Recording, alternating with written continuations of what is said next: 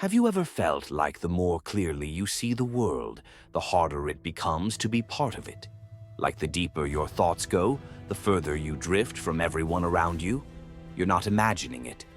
This experience isn't a personal flaw, it's a pattern, and it's one that thinkers across history have quietly endured. From Confucius to Camus, from Hypatia to Heidegger, those who saw reality with clarity were often misunderstood, isolated, or even feared, not because they were wrong, but because they refused to look away. We live in a world that praises intelligence until it becomes uncomfortable, until it starts asking questions we don't want answered, until it forces people to confront truths they'd rather avoid. But why does this happen? Why is deep thought often met with silence, suspicion, or even hostility? The answer lies not in how society should work, but in how the human brain actually works. Let's break this down. When someone walks into a room with physical beauty or confidence, people often respond with admiration or envy, but rarely with fear. But when someone enters with piercing intellect, something changes. There's a quiet tension in the room, a shift, a subtle unease. Why? Because intelligence, real intelligence, isn't just about knowing facts. It's about seeing through illusions. And most people don't want their illusions disturbed. Psychologists refer to this as cognitive dissonance, the mental discomfort we feel when someone challenges our beliefs or forces us to question what we think we know. A deep thinker does not merely share new ideas. They act as a mirror. They reflect back the parts of ourselves we'd rather not see. And mirrors, when they're too honest, become difficult to face. This isn't just theory. Neuroscience shows that when someone feels intellectually threatened, their brain triggers a mild fear response. The same amygdala that lights up in the face of danger also activates when we feel exposed, outsmarted, or uncertain. Why would our brains react to ideas like they would to predators? The answer goes back to our earliest ancestors. In tribal societies, survival depended on group cohesion, not on being the smartest person in the group. Thinking too differently often meant isolation, and isolation for early humans meant death. Even now, our instincts haven't changed much.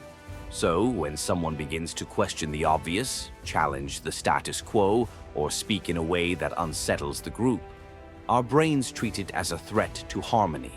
And that's the paradox. The clearer your vision becomes, the more likely you are to be pushed to the edges. Take a moment to reflect. Have you ever tried to share something meaningful, only to watch people change the subject?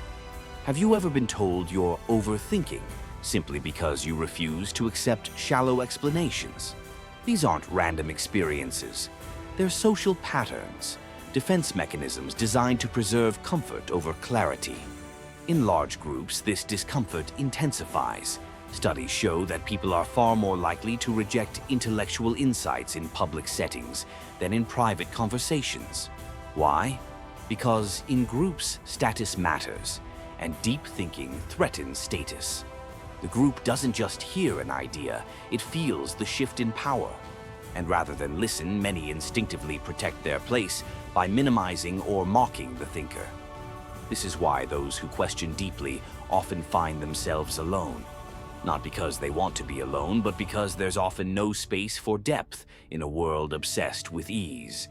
Ironically, we live in an age where knowledge is everywhere: books, podcasts, endless videos. But wisdom, that's rare, because true wisdom doesn't just inform, it disrupts. It asks, why do you believe what you believe? What if everything you've been taught is only half true? And are you willing to sacrifice comfort for clarity? Most people aren't, and they don't have to be. But for those who are, the cost is high. That cost is often loneliness. But the reward? The ability to see things others can't, to recognize patterns, illusions, and truths that are invisible to the crowd. Philosopher Jean-Paul Sartre once wrote, "If you're lonely when you're alone, you're in bad company." But this isn't a curse, it's an invitation. It's an invitation to embrace solitude, not as exile, but as sanctuary.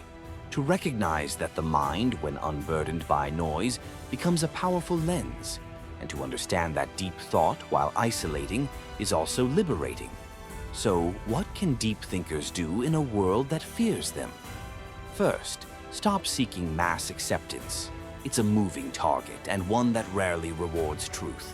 Second, connect with depth, not numbers. One real conversation is worth more than 1,000 shallow ones. And third, protect your mind, not by silencing it, but by sharing your thoughts wisely. Not everyone is ready for depth. That's okay. Truth isn't less true just because it makes others uncomfortable. In fact, that's often how you know you've found something real. So if you've ever felt like your thoughts are too much or your questions too heavy, remember this: you're not broken, you're awake. And while society may not always understand that, the world has always quietly depended on people like you, not to blend in, but to see clearly, to speak honestly, and to remind the rest of us that the truth is still out there, beneath the noise, beyond the comfort zone, and often in the quiet mind of a solitary thinker. If this resonated with you, there's more waiting. Here's a place for minds that refuse to settle for the surface.